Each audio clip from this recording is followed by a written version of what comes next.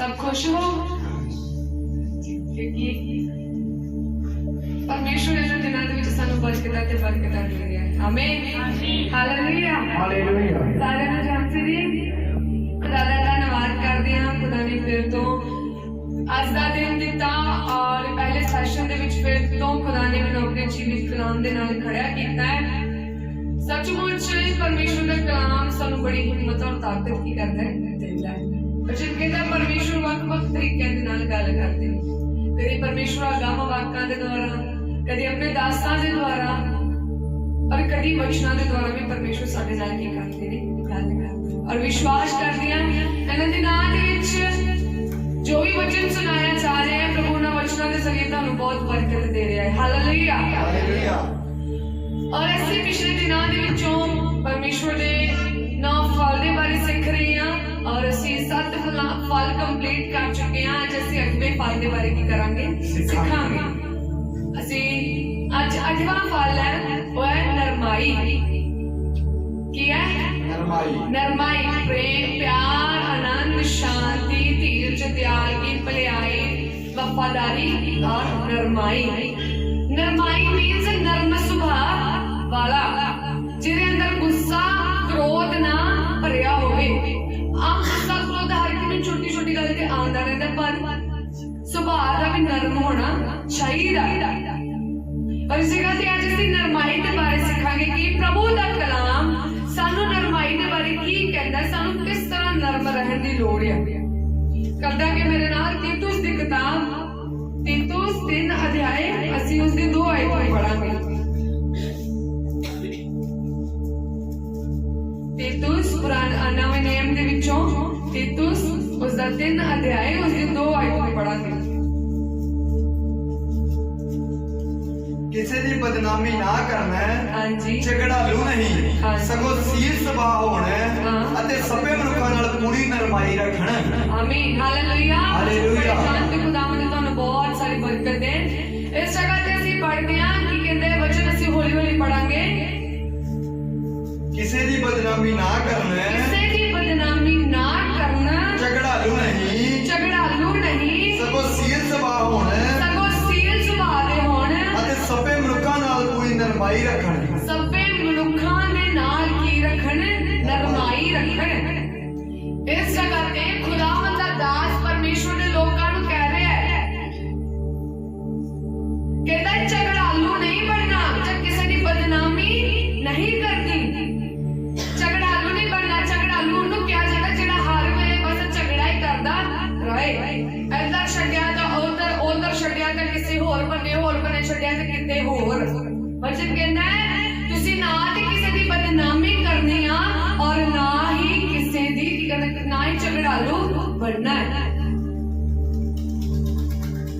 बदनामी नहीं किसी की करनी, चाहे कोई कितना का भी होवे, माड़ा होवे चंगा होवे, गरीब होवे अमीर होवे, उच्चा होवे नीवा होवे, कोई भी होवे, तुसी किसी दी बदनामी नहीं करनी ते ना ही की बनना है झगड़ालू, बल्कि तुहाडा सुभाव किदां दा नरमाई। नरमाई तो पहले की वचन है सील सुभाव। सील सुभाव दा मीन्स ठंडा ठंडा सुभाव होना चाहिए तुहाडा नरमाई वाला। और वचन कहता है सबों दे नाल सबना मनुखां दे नाल नरमाई रखना। सबना दे विच हुण कल्ले साडे रिश्तेदार भैण भरा नहीं आंदे, सबना दे विच सारे ही आंदे। चाहे तुसीं बाहर जांदे हो, अंदर हो, तुहाडे गवांढ आ, तुहाडे रिश्तेदार आ, कोई भी है, तुसीं सफर दे विच जांदे हो, कोई नहीं तुहानूं मिलदा। वचन कहता है सबना दे नाल की रखनी नरमाई रखनी। सबना दे नाल नरम सुभाव दे ठंडे सुभाव दे नाल की करनी है, गल करनी है। क्रोध तुहाडी जिंदगियां दे विच होना नहीं चाहिए। तुहाडी जिंदगियां दे विच तुसीं झगड़ालू नहीं होने चाहिए, क्योंकि परमेश्वर झगड़ालू लोकां नूं पसंद नहीं करता। ਉਹ ਝਗੜਾਲੂ ਲੋਕਾਂ ਨੂੰ ਪਸੰਦ ਉਹਨਾਂ ਨੂੰ ਪਸੰਦ ਕਰਦੇ ਨੇ ਜਿਨ੍ਹਾਂ ਦਾ ਸੁਭਾਅ ਉਹਨਾਂ ਦੇ ਕੀ ਹੈ ਵਰਗਾ ਹੈ। और वचन कहता है तुसी सील सुभाव दे हो, सबना दे नाल नरमाई रखण। ਕਿਸੇ ਦੇ ਨਾਲ ਹਰ ਵਾਰ ਬਸ ਝਗੜਾ ਨਹੀਂ ਕਰਨਾ ਕਿ ਇੱਕ ਦੂਸਰੇ ਨੇ ਤੁਹਾਨੂੰ ਇੱਕ ਸੁਣਾਈ ਤੇ ਤੁਸੀਂ ਅੱਗੋਂ ਚਾਰ ਸੁਣਾਓ, नहीं। आइए इसे पढ़ांगे। कहोता होता 15 अध्याय एक का इधर पढ़ांगे।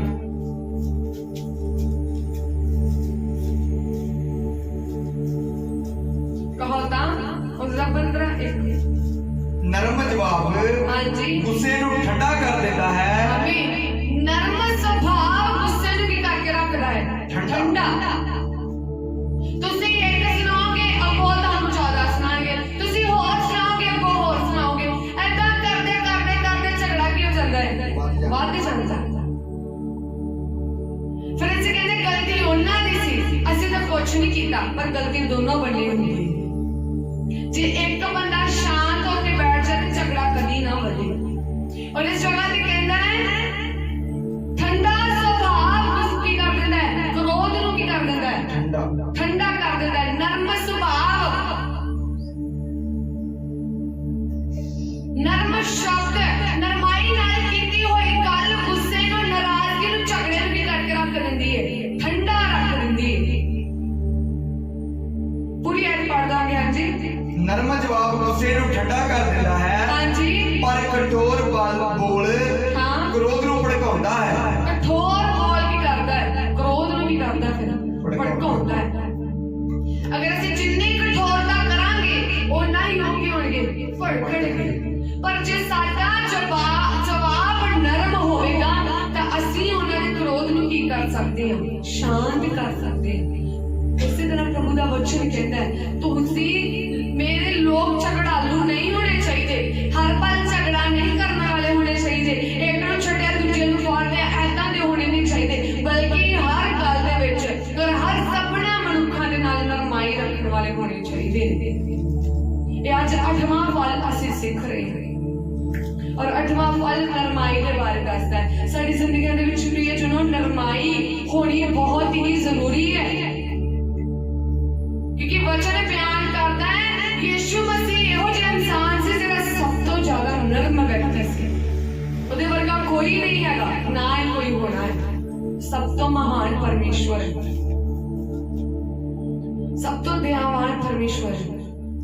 ਤਮੋਥੀਉਸ ਦੇ ਵਿੱਚ ਵੀ ਖੁਦਾ ਦਾ ਵਚਨ ਕਹਿੰਦਾ ਹੈ ਮੇਰੇ ਸੇਵਕ, ਮੇਰੇ ਦਾਸ, ਮੇਰੇ ਲੋਕ ਝਗੜਾਲੂ ਨਹੀਂ ਹੋਣੇ ਚਾਹੀਦੇ, ਬਲਕਿ ਇੱਕ ਦੂਜੇ ਦੀ ਸਹਿਣ ਕਰਨ ਵਾਲੇ ਹੋਣੇ ਚਾਹੀਦੇ, ਇੱਕ ਦੂਜੇ ਦੇ ਨਾਲ ਨਰਮਾਈ ਨਾਲ ਪੇਸ਼ ਆਉਣ ਵਾਲੇ ਹੋਣੇ ਚਾਹੀਦੇ ਆ। ਹਰ ਪਲ ਸਾਡੇ ਮੂੰਹ ਤੇ ਗੁੱਸਾ ਨਹੀਂ ਹੋਣਾ ਚਾਹੀਦਾ, ਹਰ ਪਲ ਸਾਡੀ ਜ਼ਿੰਦਗੀ ਦੇ ਵਿੱਚ ਨਫ਼ਰਤ ਨਹੀਂ ਹੋਣੀ ਚਾਹੀਦੀ। ਪਰਮੇਸ਼ਵਰ ਨੇ ਸਾਨੂੰ ਇਸ ਲਈ ਨਹੀਂ ਚੁਣਿਆ ਕਿ ਅਸੀਂ ਨਫ਼ਰਤ ਨਾਲ ਭਰੇ ਰਹੀਏ, ਇਸ ਲਈ ਨਹੀਂ ਚੁਣਿਆ ਕਿ ਅਸੀਂ ਬਸ ਗੁੱਸੇ ਕ੍ਰੋਧ ਦੇ ਨਾਲ ਹੀ ਭਰੇ ਰਹੀਏ। ਜਿਹੜਾ ਮੂੰਹ ਤੇ ਆਇਆ ਬਸ ਕ੍ਰੋਧ ਦੇ ਨਾਲ ਬੋਲੇ, ਜਿਹੜਾ ਮੂੰਹ ਆਇਆ ਅੱਕੇ ਸੜੇ ਬਸ ਬੋਲੇ, ਨਹੀਂ। ਕ੍ਰੋਧ, ਗੁੱਸਾ, ਨਾਰਾਜ਼ਗੀ ਸਾਡੀ ਅੰਦਰਲੀ ਸ਼ਾਂਤੀ ਨੂੰ ਭਸਮ ਕਰਕੇ ਰੱਖ ਦਿੰਦਾ ਹੈ। ਗੁੱਸਾ, ਨਾਰਾਜ਼ਗੀ, ਕ੍ਰੋਧ ਦੇ ਵਿੱਚ ਰਹਿਣਾ ਦੇ ਨਾਲ ਸਾਡੇ ਆਤਮਿਕ ਜ਼ਿੰਦਗੀ ਦੇ ਵਿੱਚ ਨੁਕਸਾਨ ਹੁੰਦਾ ਹੈ। ਉਹ ਹੁੰਦਾ ਹੈ ਕਿ ਸਾਡੀ ਆਤਮਿਕ ਸ਼ਾਂਤੀ ਅਸੀਂ ਗਵਾ ਬੈਠੇ ਹਾਂ। ਅਸੀਂ ਆਪਣੀ ਜਿਹੜੀ ਆਤਮਿਕ ਸ਼ਾਂਤੀ ਹੈ ਉਹਨੂੰ ਖੁਦ ਹੀ ਆਪਣੇ ਤੋਂ ਦੂਰ ਕਰ ਲੈਂਦੇ ਹਾਂ ਔਰ ਫਿਰ ਕਹਿੰਦੇ ਸਾਡੀ ਜ਼ਿੰਦਗੀ ਦੇ ਵਿੱਚ ਸ਼ਾਂਤੀ ਨਹੀਂ ਹੈਗੀ। ਪਹਿਲਾਂ ਗੁੱਸੇ ਨੂੰ ਤੁਹਾਡੀ ਜ਼ਿੰਦਗੀ ਦੇ ਵਿੱਚੋਂ ਕੱਢੋ। ਗੁੱਸਾ, ਨਾਰਾਜ਼ਗੀ, ਨਫ਼ਰਤ, ਵੈਰ, ਵਿਰੋਧ, ਈਰਖਾ, ਇਹਨਾਂ ਸਭਨਾਂ ਦੀ ਪਰਮੇਸ਼ਵਰ ਦੇ ਲੋਕਾਂ ਦੇ ਵਿੱਚ ਥੋੜੀ ਜਿਹੀ ਜਗ੍ਹਾ ਵੀ ਨਹੀਂ ਹੋਣੀ ਚਾਹੀਦੀ। ਇਹਨਾਂ ਦੀ ਜਗ੍ਹਾ ਆਪ ਫਲਾਂ ਨੂੰ ਆਪਣੀ ਜ਼ਿੰਦਗੀ ਦੇ ਵਿੱਚ ਲੈ ਲਓ ਜੇ ਤੁਸੀਂ ਸੱਚੀ ਬਹਾਰ ਹੋਣਾ ਚਾਹੁੰਦੇ। ਕਿ ਪਰਮੇਸ਼ਵਰ ਦਾ ਵਚਨ ਸਿਖਾਉਂਦਾ ਜੇ ਕੋਈ ਤੇਰੇ ਇੱਕ ਗੱਲ ਤੇ ਚਪੇੜ ਮਾਰਦਾ ਤੇ ਤੂੰ ਦੂਜੀ ਵੀ ਕੀ ਕਰਦੀ ਅੱਗੇ ਕਰਦੇ। ਪਰ ਅਸੀਂ ਲੋਕ ਕੀ ਕਰਦੇ ਆ, ਕੋਈ ਇੱਕ ਹੀ ਸੁਣਾਵੇ ਅਸੀਂ ਕੋਈ ਚਾਰ ਸੁਣਾਉਣੇ ਕਿਤੇ ਪਿੱਛੇ ਨਾ ਰਹਿ ਜਾਈਏ। ਇਹ ਸਾਡੀ ਜ਼ਿੰਦਗੀ ਦੇ ਵਿੱਚ ਚੱਲ ਰਿਹਾ ਹੈ। ਪਰ ਵਚਨ ਕਹਿੰਦਾ ਹੈ ਮੇਰੇ ਲੋਕ ਇਹੋ ਜਿਹੇ ਹੋਣੇ ਨਹੀਂ ਚਾਹੀਦੇ। ਕਹਾਵਤ ਕਹਿੰਦਾ ਹੈ ਤੁਹਾਡਾ ਨਰਮ ਜਵਾਬ ਹੀ ਸ਼ਾਇਦ ਉਹਨਾਂ ਦੇ ਗੁੱਸੇ ਨੂੰ ਠੰਡਾ ਕਰਕੇ ਰੱਖ ਦੇਵੇ। ਅਗਰ ਤੁਸੀਂ ਨਰਮ ਹੋਵੋਗੇ ਤੇ ਕੀ ਪਤਾ ਉਹਨਾਂ ਦਾ ਕ੍ਰੋਧ ਸ਼ਾਂਤ ਹੋ ਜਾਏ। ਜਦੋਂ ਉਹ ਤੁਹਾਡੀ ਅਧੀਨਗੀ ਨੂੰ ਦੇਖਣਗੇ ਉਹ ਵੀ ਖੁਦ ਬ ਖੁਦ ਅਧੀਨ ਹੋ ਜਾਣਗੇ। ਜਦੋਂ ਤੁਸੀਂ ਅੱਗੋਂ ਨਰਮ ਹੋ ਜਾਓਗੇ ਉਹ ਵੀ ਆਪਣੇ ਕ੍ਰੋਧ ਨੂੰ ਸ਼ਾਂਤ ਜਾਣਗੇ, ਪਰ ਜੇ ਤੁਸੀਂ ਕਠੋਰਤਾ ਵਰਤੋਗੇ ਤਾਂ ਫਿਰ ਉਹ ਵੀ ਕਠੋਰ ਹੋ ਜਾਣਗੇ। ਤੁਹਾਡੇ ਕਠੋਰ ਸ਼ਬਦ ਗੁੱਸੇ ਨੂੰ ਹੋਰ ਭੜਕਾਣਗੇ। ਇਸ ਲਈ ਪ੍ਰੇਜਨੋ ਵਚਨ ਕਹਿੰਦਾ ਹੈ ਸਾਨੂੰ ਨਰਮ ਰਹਿਣਾ ਚਾਹੀਦਾ, ਕਿਉਂਕਿ ਯਿਸੂ ਮਸੀਹ ਸਾਡੇ ਲਈ ਇੱਕ ਇਹੋ ਜਿਹੀ ਉਦਾਹਰਨ ਆ ਜਿਹੜਾ ਨਰਮ ਰਿਹਾ, ਈਵਨ ਤਾਂ ਮੌਤ ਤੱਕ ਇੱਕ ਸ਼ਬਦ ਵੀ ਨਹੀਂ ਬੋਲਿਆ। ਇੱਕ ਸ਼ਬਦ ਵੀ ਕੀ ਹੁੰਦਾ, ਅਸੀਂ ਪੜਾਂਗੇ ਮੱਤੀ ਉਸਦਾ 12 ਅਧਿਆਇ 18 ਤੋਂ 21। ਅਸੀਂ ਪੜਾਂਗੇ ਖੁਦਾ ਦਾ ਵਚਨ ਕੀ ਕਹਿੰਦਾ ਹੈ। ਵੇਖੋ ਮੇਰਾ ਸੇਵਕ ਹਾਂਜੀ। ਜਿਹਨੂੰ ਮੈਂ ਚੁਣਿਆ ਹੈ, ਹਾਂ। ਮੇਰਾ ਪਿਆਰਾ ਹਾਂਜੀ। ਜਿਸ ਤੋਂ ਮੇਰਾ ਜੀ ਪ੍ਰਸੰਨ ਹੈ। ਹਾਂ। ਮੈਂ ਆਪਣਾ ਆਤਮਾ ਉਹਦੇ ਉੱਤੇ ਰੱਖਾਂਗਾ ਹਾਂਜੀ। ਅਤੇ ਉਹ ਪਰਾਈਆਂ ਕੌਮਾਂ ਨੂੰ ਨਿਆਂ ਦੀ ਖਬਰ ਕਰੇਗਾ। ਹਾਂਜੀ। ਉਹ ਨਾ ਝਗੜਾ ਕਰੇਗਾ, ਨਾ ਉੱਚੀ ਬੋਲੇਗਾ, ਨਾ ਚੌਂਕਾਂ ਵਿੱਚ ਕੋਈ ਉਹਦੀ ਆਵਾਜ਼ ਸੁਣੇਗਾ। ਉਹ ਲਤਾੜੇ ਹੋਏ ਕਾਨੇ ਨੂੰ ਨਾ ਤੋੜੇਗਾ, ਨਾ ਧੁਖਦੀ ਹੋਈ ਸੰਨ ਨੂੰ ਬੁਝਾਵੇਗਾ। ਹਾਂਜੀ। ਜਦ ਤੱਕ ਨਿਆਂ ਦੀ ਫਤਿਹ ਨਾ ਕਰਾ ਦੇਵੇ ਅਤੇ ਉਹਦੇ ਨਾਮ ਉੱਤੇ ਪਰਾਈਆਂ ਕੌਮਾਂ ਆਸ ਰੱਖਣਗੀਆਂ। ਆਮੀਨ, ਹਾਲੇਲੂਇਆ, ਹਾਲੇਲੂਇਆ। ਇਹ ਵਚਨ ਯਸ਼ਾਇਆ ਉਸਦਾ 42 ਅਧਿਆਇ 1 ਤੋਂ 4 ਤੋਂ ਲੈ ਗਏ ਨੇ, ਜਿਸ ਜਗ੍ਹਾ ਤੇ ਯਸ਼ਾਇਆ ਭਵਿਸ਼ਵਕਤਾ ਯਿਸੂ ਦੇ ਬਾਰੇ ਭਵਿਸ਼ਵਾਣੀ ਕਰਦਾ ਹੈ। ਕਹਿੰਦਾ ਮੇਰਾ ਦਾਸ ਇਹੋ ਜਿਹਾ ਹੋਵੇਗਾ ਜਿਹੜਾ ਨਾ ਤੇ ਉੱਚੀ ਬੋਲੇਗਾ, ਨਾ ਕਿਸੇ ਦੇ ਨਾਲ ਝਗੜਾ ਕਰੇਗਾ, ਨਾ ਉੱਚੀ ਚਲਾਏਗਾ, ਬਲਕਿ ਉਹ ਹੋਰਾਂ ਦੇ ਲਈ ਆਸ਼ੀਰਵਾਦ ਦਾ ਕਾਰਨ ਬਣੇਗਾ। ਉਹ ਸ਼ਾਂਤ ਸੁਭਾਅ ਦਾ ਹੋਵੇਗਾ। ਜੀ ਯਿਸੂ ਸਾਡਾ ਸ਼ਾਂਤ ਸੁਭਾਅ ਦਾ ਹੈ, ਝਗੜਾਲੂ ਨਹੀਂ ਹੈ, ਰੌਲਾ ਪਾਉਣ ਵਾਲਾ ਨਹੀਂ, ਉੱਚੀ ਬੋਲਣ ਵਾਲਾ ਨਹੀਂ ਹੈ, ਤਾਂ ਉਹਦੇ ਚੇਲੇ ਕਿੱਦਾਂ ਦੇ ਹੋਣੇ ਚਾਹੀਦੇ? ਉਹਦੇ ਚੇਲੇ ਵੀ ਫਿਰ ਕਿੱਦਾਂ ਦੇ ਹੋਣੇ ਚਾਹੀਦੇ? ਸ਼ਾਂਤ ਸੁਭਾਅ ਦੇ। ਉਹਦੇ ਚੇਲਿਆਂ ਦੀ ਜ਼ਿੰਦਗੀ ਦੇ ਵਿੱਚ ਵੀ ਝਗੜਾ ਨਹੀਂ ਹੋਣਾ ਚਾਹੀਦਾ। ਉਹਦੇ ਚੇਲਿਆਂ ਦੀ ਜ਼ਿੰਦਗੀ ਦੇ ਵਿੱਚ ਵੀ ਇਹ ਨਫ਼ਰਤ, ਵੈਰ, ਵਿਰੋਧ, ਈਰਖਾ ਕੁਛ ਨਹੀਂ ਹੋਣਾ ਚਾਹੀਦਾ, ਬਲਕਿ ਨਰਮਾਈ ਹੋਣੀ ਚਾਹੀਦੀ ਹੈ।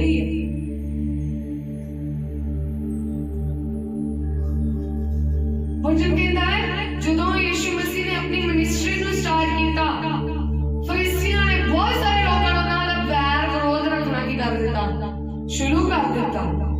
ਪਰ ਵਚਨ ਕਹਿੰਦਾ ਹੈ ਪਰਮੇਸ਼ਵਰ ਹਰ ਪਲ, ਯਿਸੂ ਮਸੀਹ ਹਰ ਪਲ ਨਰਮਾਈ ਦੇ ਨਾਲ ਕੀ ਕਰਦੇ ਸੀ, ਉੱਤਰ ਦਿੰਦੇ ਸੀ। ਤੇ ਉਹ ਕੋਈ ਦੋਸ਼ ਨਹੀਂ ਲੱਭ ਪਾਉਂਦੇ ਸੀ ਕਿ ਯਿਸੂ ਨੂੰ ਸਜ਼ਾ ਸੁਣਾ ਦੇ ਤੇ ਯਿਸੂ ਨੂੰ ਫੜਵਾ ਸਕਣ। ਕਿਉਂ ਨਹੀਂ ਫੜ ਪੈਂਦਾ ਸੀ ਦੋਸ਼? ਕਿਉਂਕਿ ਯਿਸੂ ਨੇ ਹਮੇਸ਼ਾ ਨਰਮਾਈ ਦੇ ਨਾਲ ਕੀ ਦਿੱਤਾ ਹੈ, ਉੱਤਰ ਦਿੱਤਾ ਹੈ। ਉਹਨਾਂ ਨੇ ਹਮੇਸ਼ਾ ਹਰ ਜਗ੍ਹਾ ਤੇ ਹਰ ਗੱਲ ਦੇ ਵਿੱਚ ਨਰਮਾਈ ਨੂੰ ਹੀ ਵਰਤਿਆ ਹੈ। ਚਾਹੇ ਲੋਕ ਉਹਨੂੰ ਮਾਰਨ ਦੇ ਲਈ ਉੱਠੇ, ਚਾਹੇ ਪਥਰਾਵ ਕਰਨ ਦੇ ਲਈ ਉੱਠੇ। ਬਹੁਤ ਸਾਰੀ ਜਗ੍ਹਾ ਤੇ ਕਹਿੰਦੇ ਨੇ ਕਿ ਯਿਸੂ ਨੂੰ ਲੋਕ ਮਾਰਨ ਦੇ ਲਈ ਉੱਠੇ ਨੇ ਔਰ ਯਿਸੂ ਚਲੇ ਗਏ, ਪਰ ਕਈ ਜਗ੍ਹਾ ਤੇ ਯਿਸੂ ਨੇ ਨਰਮਾਈ ਦੇ ਨਾਲ ਉਹਨਾਂ ਨੂੰ ਉੱਤਰ ਦਿੱਤਾ। ਤੇ ਜਦੋਂ ਉਹ ਨਰਮਾਈ ਵੇਖਦੇ ਨੇ ਤਾਂ ਕਹਿੰਦੇ ਨੇ ਯਿਸੂ ਦੀ ਨਰਮਾਈ ਦਾ ਕਰਕੇ ਹੀ ਉਹਨਾਂ ਨੂੰ ਆਹ ਚਾਂਸ ਨਹੀਂ ਮਿਲ ਸਕੇ ਕਿ ਯਿਸੂ ਨੂੰ ਫੜ ਸਕਣ। ਕਿਉਂ? ਕਿਉਂਕਿ ਯਿਸੂ ਦਾ ਕੋਈ ਦੋਸ਼ ਨਹੀਂ ਸੀ, ਨਾ ਕੋਈ ਗੁਨਾਹ ਨਹੀਂ ਕੀਤਾ ਸੀ, ਬਲਕਿ ਨਰਮਾਈ। ਜੋ ਉੱਥੇ ਉਹ ਵੀ ਕਰੋਧ ਨਾਲ ਬੋਲਦੇ ਤਾਂ ਲੋਕਾਂ ਨੇ ਕਹਿਣਾ ਸੀ ਕਸੂਰ ਇਸ ਦਾ ਵੀ ਅਤੇ ਇਸ ਦਾ ਵੀ। ਪਰ ਯਿਸੂ ਨਰਮਾਈ ਨਾਲ, ਕਿਉਂਕਿ ਉਹ ਨਰਮ ਸੁਭਾਅ ਵਾਲਾ ਪਰਮੇਸ਼ਵਰ, ਉਹ ਦਿਆਲੂ ਖੁਦਾਵੰਦ, ਉਹ ਦਇਆ ਨਾਲ ਭਰਿਆ ਪਰਮੇਸ਼ਵਰ ਹੈ। ਚਾਹੇ ਉਸਦੇ ਵੈਰੀ ਵੀ ਹੋਣ ਤਾਂ ਵੀ ਨਰਮਾਈ ਦੇ ਨਾਲ ਕੀ ਕਰਦੇ, ਉੱਤਰ ਦਿੰਦੇ। ਅਸੀਂ ਕੀ ਕਰਦੇ? ਅਸੀਂ ਚਾਹੇ ਵੈਰੀਆਂ ਦੇ, ਅਸੀਂ ਆਪਣੇ ਗੁਆਂਢੀਆਂ ਦੇ ਨਾਲ ਝਗੜਦੇ ਰਹਿੰਦੇ ਹਾਂ, ਅਸੀਂ ਆਪਣੇ ਭੈਣ ਭਰਾਵਾਂ ਦੇ ਨਾਲ ਝਗੜਦੇ ਰਹਿੰਦੇ, ਜਦਕਿ ਵਚਨ ਕਹਿੰਦਾ ਤੂੰ ਆਪਣੇ ਗੁਆਂਢੀ ਨੂੰ ਵੀ ਆਪਣੇ ਜਿਹਾ ਕੀ ਕਰ, ਪਿਆਰ ਕਰ। ਗੁਆਂਢੀ ਸਿਰਫ ਸਾਡੇ ਜਿਹੜੇ ਗੁਆਂਢ ਦੇ ਵਿੱਚ ਰਹਿੰਦੇ ਉਹ ਨਹੀਂ, ਜਿਹੜੇ ਤੁਹਾਡੇ ਹੁਣ ਇੱਥੇ ਬੈਠੇ ਵੀ ਤੁਹਾਡੇ ਗੁਆਂਢੀ ਨੇ। ਬਾਹਰ ਜਾਂਦੇ ਹੋ, ਸਫ਼ਰ ਦੇ ਵਿੱਚ ਜਾਂਦੇ ਹੋ, ਜਿੱਥੇ ਵੀ ਤੁਹਾਡੇ ਲਾਗੇ ਕੋਈ ਉਹ ਤੁਹਾਡੇ ਗੁਆਂਢ ਹੈ। ਜਿੱਥੇ ਕਿਤੇ ਵੀ ਜਾਂਦੇ ਵਚਨ ਕਹਿੰਦੇ ਤੂੰ ਸਭਨਾਂ ਨੂੰ ਪਿਆਰ ਕਰ, ਸਭਨਾਂ ਦੇ ਨਾਲ ਨਰਮਾਈ ਦੇ ਨਾਲ ਪੇਸ਼ ਆ, ਸਭਨਾਂ ਦੇ ਨਾਲ ਨਰਮ ਸੁਭਾਅ ਵਰਤ, ਸਭਨਾਂ ਦੇ ਨਾਲ ਸ਼ਾਂਤ ਸੁਭਾਅ ਵਰਤ, ਠੰਡੇ ਸੁਭਾਅ ਨਾਲ ਸਭਨਾਂ ਦੇ ਨਾਲ ਕੀ ਕਰ, ਗੱਲ ਕਰ। ਫਿਲਿੱਪੀਆਂ ਦੇ ਵਿੱਚ ਕਹਿੰਦਾ ਯਿਸੂ ਮਰਨ ਤੋੜੀ ਕੀ ਰਿਹਾ, ਵਫਾਦਾਰ ਰਿਹਾ, ਅਧੀਨ ਰਿਹਾ। ਅਸੀਂ ਪੜ੍ਹਦੇ ਪਿਆ ਫਿਲਿੱਪੀਆਂ 2:3, ਉਹ ਤੋਂ ਅੱਗੇ ਅਸੀਂ ਪੜਾਂਗੇ, 2:3 ਤੋਂ ਅੱਗੇ ਪੜ੍ਹੀ ਜਾਵਾਂਗੇ। ਧੜੇਬਾਜ਼ੀਆਂ ਹਾਂਜੀ ਅਥਵਾ ਫੋਕੇ ਘਮੰਡ ਨਾਲ ਕੁਝ ਨਾ ਕਰੋ, ਧੜੇਬਾਜ਼ੀਆਂ ਤੇ ਫੋਕੇ ਘਮੰਡ ਦੇ ਨਾਲ ਕੁਝ ਨਾ ਕਰੋ, ਸਗੋਂ ਤੁਸੀਂ ਅਧੀਨਗੀ ਨਾਲ ਇੱਕ ਦੂਜੇ ਨੂੰ ਆਪਣੇ ਆਪ ਤੋਂ ਉੱਤਮ ਜਾਣੋ। ਅਧੀਨਗੀ ਦੇ ਨਾਲ ਸਭਨਾਂ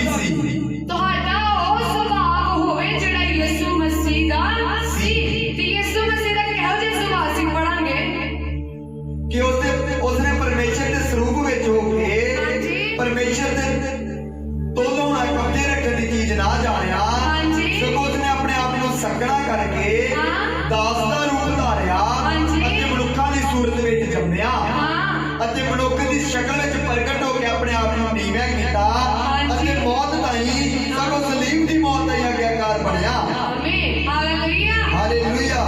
ਵਚਨ ਕਹਿੰਦਾ ਹੈ ਤੁਹਾਡਾ ਸੁਭਾਅ ਯਿਸੂ ਮਸੀਹ ਦੇ ਵਰਗਾ ਹੋਣਾ ਚਾਹੀਦਾ ਹੈ। ਉਹ ਇਹੋ ਜਿਹਾ ਖੁਦਾ ਹੈ, ਵਚਨ ਕਹਿੰਦਾ ਹੈ ਜਿੰਨੇ ਰਾਜਾ ਹੋ ਕੇ ਵੀ ਪਰਮੇਸ਼ਵਰ ਦਾ ਪੁੱਤਰ ਹੋ ਕੇ ਵੀ ਦਾਸ ਦਾ ਰੂਪ ਕੀ ਕੀਤਾ ਹੈ, ਧਾਰਨ ਕੀਤਾ ਹੈ।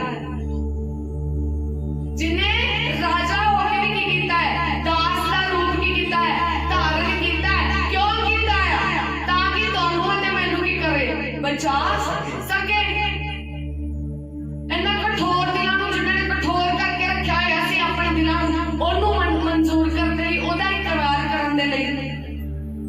ਉਹ ਜਿਹਨੇ ਕਹਿੰਦਾ ਨਾ ਕਠੋਰ ਦਿਲਾਂ ਵਾਸਤੇ ਉਸਨੇ ਆਪਣੇ ਆਪ ਨੂੰ ਨੀਵਿਆਂ ਕੀਤਾ, ਨਰਮ ਕਰ ਦਿੱਤਾ, ਸਖਣਾ ਕਰ ਦਿੱਤਾ। ਈਵਨ ਦਾ ਸਲੀਬ ਤਾਈਂ ਵੀ ਮੌਤ ਤੱਕ ਉਹ ਖੁਦਾਵੰਦ ਤੇ ਕੀ ਰਿਹਾ ਹੈ, ਵਫਾਦਾਰ ਰਿਹਾ ਔਰ ਨਰਮ ਰਿਹਾ ਹੈ। ਕੋੜੇ ਮਾਰਦੇ ਸੀ, ਉਸਨੇ ਇੱਕ ਸ਼ਬਦ ਨਹੀਂ ਬੋਲਿਆ। ਕਿੱਲ ਠੋਕੇ ਗਏ, ਉਸਨੇ ਇੱਕ ਸ਼ਬਦ ਨਹੀਂ ਬੋਲਿਆ। ਪਸਲੀ ਦੇ ਵਿੱਚ ਨੇਚਾ ਮਾਰਿਆ, ਉਹਨੇ ਤਾਂ ਵੀ ਇੱਕ ਸ਼ਬਦ ਵੀ ਨਹੀਂ ਬੋਲਿਆ। ਇੱਥੋਂ ਤੱਕ ਕੀ ਰਿਹਾ ਹੈ, ਅਧੀਨ ਰਿਹਾ ਹੈ, ਨੀਵਾ ਰਿਹਾ ਹੈ। ਪਰ ਅਸੀਂ ਆਪਣੇ ਆਪ ਨੂੰ ਨੀਵਾ ਕਰਨਾ ਨਹੀਂ ਚਾਹੁੰਦੇ। ਅਸੀਂ ਉਸ ਫਰੀਸੀ ਦੇ ਵਾਂਗੂ ਬਣੇ ਹੋਏ ਆ ਜਿਹੜਾ ਪਰਮੇਸ਼ਵਰ ਦੀ ਜ਼ਰੂਰਤ ਦੇ ਵਿੱਚ ਆਣ ਕੇ ਕਹਿੰਦਾ ਸੀ, ਆਪਣੇ ਅੱਖਾਂ ਧੋਂਦਾ ਸੀ ਕਿ ਮੇਰੇ ਵਰਗਾ ਤਾਂ ਕੋਈ ਨਹੀਂ ਹੈਗਾ। ਮੈਂ ਦਸਵੰਧ ਦੇਣਾ, ਮੈਂ ਆਹ ਕਰਦਾ, ਮੈਂ ਉਹ ਕਰਦਾ। ਪਰ ਇੱਕ ਹੁੰਦਾ ਹੈ ਚੁੰਗੀ ਲੈਣ ਵਾਲਾ, ਉਹ ਕਹਿੰਦਾ ਮੈਂ ਤੇ ਅੱਖਾਂ ਉਠਾਉਣ ਦੇ ਯੋਗ ਵੀ ਨਹੀਂ ਆ ਕਿ ਪਰਮੇਸ਼ਵਰ ਦੇ ਸਵਰਗ ਵੱਲ ਆਪਣੇ ਕੀ ਝੁਕਾ ਸਕਾਂ ਅੱਖਾਂ। ਪਰ ਉਹ ਨੀਵਿਆਂ ਹੋ ਕੇ ਛਾਤੀ ਪੜਦਾ ਔਰ ਕਹਿੰਦਾ ਪ੍ਰਭੂ ਮੈਨੂੰ ਪਾਪੀ ਨੂੰ ਕੀ ਕਰ, ਮਾਫ ਕਰ, ਬਚਾ, ਮੇਰੇ ਤੇ ਦਇਆ ਕਰ। ਔਰ ਵਚਨ ਕਹਿੰਦਾ ਦੁਆ ਵੀ ਉਹਦੀ ਸੁਣੀ ਗਈ ਜਿਹਨੇ ਨੀਵਿਆਂ ਕੀਤਾ। ਪਰ ਇਹ ਚਲੋ ਜਦ ਖੁਦਾਵੰਦ ਦੇ ਚਰਨਾਂ ਦੇ ਵਿੱਚ ਆਨੇ ਆ, ਨਰਮਾਈ ਵਰਤੋ, ਪ੍ਰਭੂ ਦੇ ਨਾਲ ਨਰਮ ਸੁਭਾਅ ਦੇ ਨਾਲ ਪੇਸ਼ ਆਓ। ਪ੍ਰਭੂ ਇਹ ਨਹੀਂ ਚਾਹੁੰਦਾ ਤੁਸੀਂ ਹਰ ਪਲ ਮੈਨੂੰ ਤਾਨੇ ਮਾਰਦੇ ਰਹੋ। ਹਰ ਪਲ ਇਹ ਨਹੀਂ ਪ੍ਰਭੂ ਤੂੰ ਆਹ ਨਹੀਂ ਕੀਤਾ, ਉਹ ਨਹੀਂ ਕੀਤਾ। ਪ੍ਰਭੂ ਮੈਂ ਆਹ ਕਿਹਾ ਸੀ, ਤੂੰ ਆਹ ਕੀਤਾ ਨਹੀਂ ਆ। ਪਰ ਵਚਨ ਕਹਿੰਦਾ ਤੂੰ ਹਰ ਪਲ ਨਰਮਾਈ ਦਾ ਕਰਕੇ ਕੀਆ। ਪੇਸ਼ ਆ ਤੁਹਾਡਾ ਉਹ ਸੁਭਾਅ ਹੋਵੇ ਜਿਹੜਾ ਯਿਸੂ ਦਾ ਸੀ। ਜੇ ਯਿਸੂ ਮੌਤ ਤੱਕ ਵਫਾਦਾਰ ਰਿਹਾ, ਮੌਤ ਤੱਕ ਅਧੀਨ ਰਿਹਾ, ਸਾਨੂੰ ਵੀ ਉਦੋਂ ਤੱਕ ਕੀ ਰਹਿਣਾ ਚਾਹੀਦਾ ਹੈ, ਅਧੀਨ ਰਹਿਣਾ ਚਾਹੀਦਾ ਹੈ। ਜਦੋਂ ਅਸੀਂ ਅਧੀਨ ਰਹਿੰਦੇ ਤਾਂ ਖੁਦਾਵੰਦ ਫੇਰ ਹੀ ਕੀ ਕਰਦਾ, ਆਸ਼ੀਸ਼ ਕਰਦਾ। ਨਰਮਾਈ ਇੱਕ ਤੇ ਨਰਮ ਸੁਭਾਅ ਨੂੰ, ਤੇ ਦੂਜਾ ਉਹੀ ਨਰਮਾਈ ਵਰਤਦਾ ਜਿਹੜਾ ਇੱਕ ਦੂਜੇ ਦੇ ਪ੍ਰਤੀ ਆਪਣੇ ਆਪ ਨੂੰ ਕੀ ਕਰਦਾ ਹੈ, ਅਧੀਨ ਕਰਦਾ। ਜੇ ਅਸੀਂ ਅਧੀਨ ਨਹੀਂ ਕਰਦੇ, ਮੇਰੀ ਸਾਡੀ ਜ਼ਿੰਦਗੀਆਂ ਦੇ ਵਿੱਚ ਘਮੰਡ ਆ, ਨਰਮਾਈ ਸਾਡੀ ਜ਼ਿੰਦਗੀਆਂ ਦੇ ਵਿੱਚ ਹੈ ਹੀ ਨਹੀਂ ਆ। ਅਧੀਨਗੀ ਹੋਵੇਗੀ ਤੇ ਨਰਮਾਈ ਹੈ। ਜੇ ਤੁਸੀਂ ਅਧੀਨ ਨਹੀਂ ਹੁੰਦੇ, ਮੇਰੀ ਸਾਡੀ ਜ਼ਿੰਦਗੀਆਂ ਦੇ ਵਿੱਚ ਨਰਮਾਈ ਹੈ ਹੀ ਨਹੀਂ। ਵਚਨ ਕਹਿੰਦਾ ਉਹਨੇ ਮੌਤ ਤੱਕ ਆਪਣੇ ਆਪ ਨੂੰ ਅਧੀਨ ਕਰਕੇ ਰੱਖ ਦਿੱਤਾ, ਸਖਣਾ ਕਰ ਦਿੱਤਾ, ਆਪਣੇ ਆਪ ਨੂੰ ਖਾਲੀ ਕਰ ਦਿੱਤਾ, ਤਾਂ ਕਿ ਉਸ ਖੁਦਾਵੰਦ ਦੀ ਇੱਛਾ, ਮੇਰੇ ਪਰਮੇਸ਼ਵਰ, ਮੇਰੇ ਪਿਤਾ ਦੀ ਇੱਛਾ ਮੇਰੀ ਜ਼ਿੰਦਗੀ ਦੇ ਵਿੱਚ ਕੀ ਹੋ ਸਕੇ, ਪੂਰੀ ਹੋ ਸਕੇ। ਔਰ ਕਹਾਵਤਾਂ ਵੀ ਕਹਿੰਦੀ ਕਹਿੰਦੇ ਅਧੀਨਗੀ ਅਤੇ ਭੈ ਰੱਖਣ ਦਾ ਫਲ ਧਨ, ਆਦਰ ਅਤੇ ਜੀਵਨ ਹੈ। ਅਧੀਨਗੀ ਰਹੋਗੇ, ਅਧੀਨ ਰਹੋਗੇ, ਨਰਮਾਈ ਵਰਤੋਗੇ, ਧਨ, ਦੌਲਤ, ਜੀਵਨ ਸਭ ਕੁਝ ਪਰਮੇਸ਼ਵਰ ਤੁਹਾਨੂੰ ਦੇਵੇਗਾ। ਪਰ ਅਧੀਨ ਰਹੋ ਪਰਮੇਸ਼ਵਰ ਦੇ ਦਾਸਾਂ ਦੇ ਪ੍ਰਤੀ ਔਰ ਇੱਕ ਦੂਜੇ ਦੇ ਪ੍ਰਤੀ। ਅਸੀਂ ਚੱਕੀ ਨਾਮ ਦੇ ਵਿਅਕਤੀ ਬਾਰੇ ਸਾਰੇ ਜਾਣਦੇ ਹਾਂ। ਅਸੀਂ ਵੇਖਾਂਗੇ ਪ੍ਰਭੂ ਕਿਸ ਦੇ ਨਾਲ ਅਧੀਨ ਰਹੀ, ਕਿੱਦਾਂ ਕੀਤਾ। ਚੱਕੀ ਦੇ ਬਾਰੇ ਅਸੀਂ ਵੇਖਦੇ ਲੂਕਾ 19 ਦੇ ਵਿੱਚ ਵਚਨ ਕਹਿੰਦਾ ਹੈ, ਅਸੀਂ ਪੜਾਂਗੇ ਨਹੀਂ ਉਸ ਜਗ੍ਹਾ ਤੇ। ਚੱਕੀ ਨਾਮ ਦਾ ਇੱਕ ਵਿਅਕਤੀ ਸੀ ਜਿਹੜਾ ਕੱਦ ਦੇ ਵਿੱਚ ਕੀ ਸੀ, ਛੋਟਾ ਸੀ। ਪਰ ਵਚਨ ਕਹਿੰਦਾ ਉਹ ਕੀ ਕਹਿੰਦਾ ਸੀ, ਲੋਕਾਂ ਦੇ ਕੋਲੋਂ ਕੀ ਕਰਦਾ ਸੀ, ਚੁੰਗੀ ਲੈਂਦਾ ਸੀ। ਲੋਕ ਉਹ ਤੋਂ ਇੰਨੇ ਪਰੇਸ਼ਾਨ ਹੁੰਦੇ, ਇੰਨੇ ਅੱਕੇ ਕਿ ਸਾਰੇ ਨਫ਼ਰਤ ਕਰਨਾ ਸ਼ੁਰੂ ਕਰ ਦਿੰਦੇ ਨੇ। ਪਰ ਵਚਨ ਕਹਿੰਦਾ ਯਹੋਵਾ ਰਸਤੇ ਦੇ ਵਿੱਚ ਜਾ ਰਹੇ ਨੇ, ਯਹੋਵਾ ਪਰਮੇਸ਼ਵਰ ਦੇਖਦੇ ਨੇ, ਯਿਸੂ ਦੇਖਦੇ ਨੇ ਕਿ ਚੱਕੀ ਮੇਰੀ ਕੀ ਕਰ ਰਿਹਾ, ਮੇਰਾ ਇੰਤਜ਼ਾਰ ਕਰ ਰਿਹਾ ਹੈ। ਪਰ ਵਚਨ ਕਹਿੰਦਾ ਯਿਸੂ ਕਹਿੰਦੇ ਨੇ ਹੇ ਚੱਕੀ ਥੱਲੇ ਉਤਰ, ਅੱਜ ਮੈਂ ਤੇਰੇ ਘਰ ਹੀ ਰਹਿਣਾ। ਇਹ ਪਰਮੇਸ਼ਵਰ ਦੀ ਨਰਮਾਈ ਹੈ ਕਿ ਜਿੱਥੇ ਸਾਰਿਆਂ ਨੇ ਨਫ਼ਰਤ ਕਰਨੀ ਸ਼ੁਰੂ ਕੀਤੀ, ਉੱਥੇ ਖੁਦਾਵੰਦ ਨੇ ਨਰਮਾਈ ਨੂੰ ਵਰਤਿਆ। जिथे सारे नफरत करते सी परमेश्वर ने उत्थे उसका आदर किया। जिथे सारे उसदे नाल वैर विरोध रखते सी, सारे उसके प्रति बुरा भला बोलते रहते सी, उस जगह ते यीशु आंदे ने उसदा आदर करदे ने ते कहंदे मैं तेरे घर दे विच ही रहना। और बच्चन कहता है परमेश्वर की नरमाई दा करके, यीशु की नरमाई दा करके जक्की दा जीवन की बदल गया। जो कुछ चुंगी गई सी उन्हें दुगना करके की कर दिता, वापस कर दिता। क्यों होया? क्योंकि यीशु मसीह ते आए हाय पर उन्हां दे नाल नरमाई दे नाल भी किया पेश आए। प्रिय जनो, की पता साडी नरमाई अगले दी जिंदगी नूं की करके रख दे, बदल के रख दे। अगर कोई साडे नाल झगड़ा करदा है, हमेशा नरम रहो। की पता तुहाडी नरमाई वेख के ओ भी खुश हो जाण कि ए किवें नरम रह सकदे ने, किवें हजे भी अधीन रह सकदे ने जद कि असीं बुरा भला बोल रहे। की पता तुहाडी नरमाई उसकी जिंदगी नूं बदल के रख देवे। और दूसरी एग्जांपल देखते हैं असी इस दी 23:43 दे विच उस जगह ते वचन कहंदा यीशु नूं सलीब ते चढ़ाया गया, दो डाकू नाल टके गए। एक डाकू ताने मारदा है, कहंदा है तू जे खुदा दा पुੱਤਰ है अपने आप नूं भी बचा ते सानूं भी करदा बचा ले। पर दूजा नूं डांटदा है और कहंदा है ਅਸੀਂ ਤਾਂ अपनी सजा दा करके अपने गुनाह दा करके आ सजा भुगत रहे हैं। ओते की आ बेगुनाह है पर फिर भी सजा नूं की कर रहा है, चल रहा है। और उस जगह ते भी यीशु उसनूं कहंदे ने बड़ी नरमाई दे नाल कहंदे ने आज ही तू मेरे नाल स्वर्ग दे विच होवेगा। उस जन ने नरमाई वरती, प्रभु ने अगे भी नरमाई नूं वरतिया और परमेश्वर ने उसनूं स्वर्ग राज दा अधिकारी बना के रख दिता। क्यों होया? जदों नरमाई दे नाल यीशु दे अगे की करदा पेश आता। प्रिय जनो, अज परमेश्वर वही सुभाव चाਹੁੰਦੇ ਨੇ, अज वही सुभाव साडी जिंदगी दे विच चाਹੁੰਦੇ ਨੇ। ਇਹ ना कहो मैं आज नरम हो जाऊंगा, मैं कल हो जाऊंगा, मैं परसों नरमाई वरत लांगा। पर मैं तुहानूं पहला भी कह चुकी हां, दो चीज़ां नूं कोई नहीं जानदा, ना ते यीशु दे आउण नूं ते ना अपनी मौत नूं। की पता अगले पल ही यीशु आ जाए ते जदों वेखो साडी जिंदगी दे विच नरमाई नहीं है, सानूं चुक के नरक दी अग दे विच सुੱਟ दे। ते दूसरी गल, ना कोई अपनी मौत नूं जानदा है, किसी नूं नहीं पता अगले पल साडे नाल की हो जाना है। इसलिए जरूरत है हुणे अपने आप नूं नरम करो, अपने आप दे अंदर नरमाई नूं भरो। परमेश्वर ना ते झगड़ालू लोकां नूं चाहुंदा है और ना ही जिहड़े ईर्खा दे नाल भरे होए ने। परमेश्वर उन्हां नूं चाहुंदा है, उन्हां नूं प्यार करदा है जिहड़े नरमाई दे नाल की आंदे ने, पेश आंदे ने, जिहड़े नरम सुभाव दे ने, हमेशा बस शांत रहंदे ने।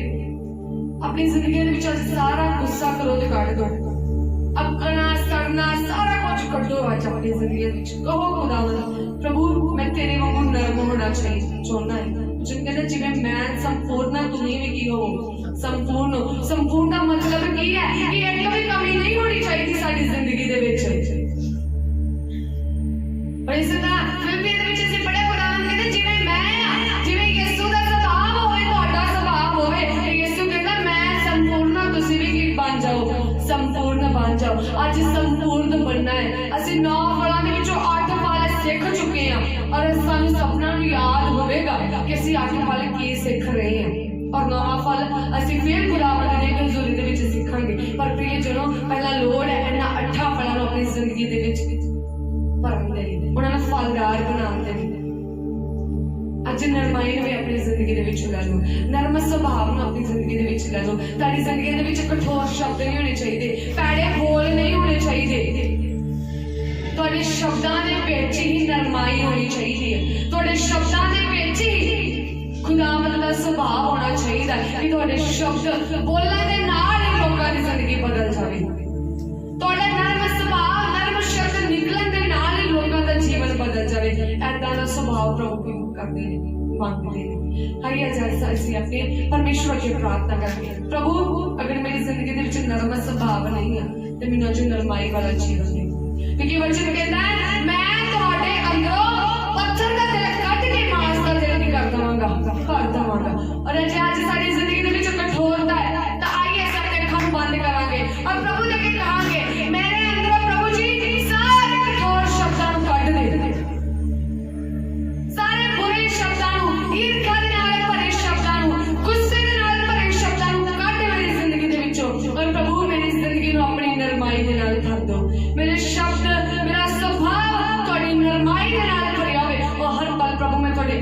अमीर रहने वाला बन जावा मेरे खुदा। तेरे नाम का धन्यवाद और शुक्रगुजार करते हैं इन्हां वचनां दे लई प्रभु। सचमुच तेरे लोग नरम सुभाव दे बन जाण जिवें प्रभु तुसीं मौत तक अपने पिता दे नाल वफादार रहे, अपने आप ने सखिया कर दिता, नीवा कर दिता और हर जग दे नाल नरमाई दे नाल पेश आए। उस तरह प्रभु तेरे लोग भी सबना मनुखा दे नाल नरमाई नूं रखण वाले बन जाण मेरे प्रभु। झगड़ालू नहीं बल्कि तेरे लोग नरम सुभाव दे बन जाण। तुहाडा धन्नवाद करदे हां, शुक्रगुजार करदे हां। तुहाडे वचनां दे लई तुसीं अपने लोकां दे नाल गलबात कीता। हुण दे वचन तुहाडे लोकां दी जिंदगी दे विच वधे फुले और फलदार बने और प्रभु होरनां दे बड़ी बरकत दा कारण बनन मेरे प्रभु। तेरे नाम दा शुक्रगुजार करदे, धन्नवाद करदे। सारी मीटिंग अपने थाने विच लैके चलाया, बड़ी बरकत दिता, आशीष दिता। तुहाडा धन्नवाद। सारा आदर महिमा जलाल खुदावंद तेरे नाम नूं दिंदे होया उद्धार करता खुदावंद यीशु दे नाम दे विच मंगदे हां। आमीन आमीन। Hallelujah hallelujah hallelujah.